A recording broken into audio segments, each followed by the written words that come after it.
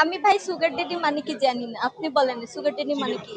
কি ক্যামেরায় চিনি বাবা? চিনি কি চিনি ক্যামেরায় খায়? চিনি অর্থাৎ টাকা। টাকা? টাকা বাবা। ও আচ্ছা, টাকা বাবা টাকা খায়। এখনো পাইনি। প্রপোজাল আসে, কেন আসবে না? মেয়ে মানুষ তো না, যে আমার মনের মতো, যে আমাকে অনেক বেশি ভালোবাসবে, আমার অনেক বেশি টেক কেয়ার করবে, এবং যখন ফিল হবে যে তার ভালোবাসাটা আমার বাবার মতো, আমার আব্বু আমাকে যতটা ভালোবাসে সেই ফিলটা আমি যদি আমার ভালোবাসা মানুষের মাঝে পাই, তখন তাকে আমি জীবন সঙ্গী হিসেবে করে নেব। আমি তো চিন্তা করি যখন হাতে কিছু টাকা আসবে সিনেমা বানাবো বা নাটক বানাবো, ইনভেস্ট করবো। এটা হচ্ছে আমার প্রফেশনের ক্ষেত্রে। আর এখন যদি 50 লাখ টাকা হয়, আমি বিজনেস করব, এবং বিজনেস করে আমি সেটার মানে 50 লাখে 50 কোটি টাকা বানানোর চেষ্টা করব। কি বিজনেস? সেটা টাকা হাতে আসলেই হবে, যখন দিবেন আমাকে তখন। ভালো লাগছে।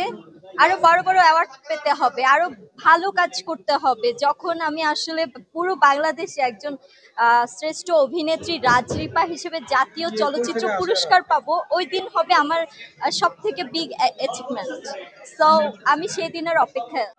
হ্যাঁ, অনেক বেশি। কোথায়? এখন একটা সময় ঘুরতে পছন্দ হতো না, ঘোরাঘুরিটা ভালো লাগতো না, এখন ঘুরি জাস্ট যখন আমি ঘুরি তখন ডিপ্রেশন, ফ্রাস্ট্রেশন একদমই আমাকে ছুতে পারে না। একা কয়দিন গিয়েছেন আর বয়ফ্রেন্ডকে কয়দিন?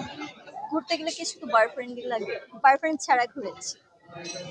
ছাড়া সিঙ্গেল ঘোরার মধ্যে আলাদা একটা মজা আছে, কি মনে করেন?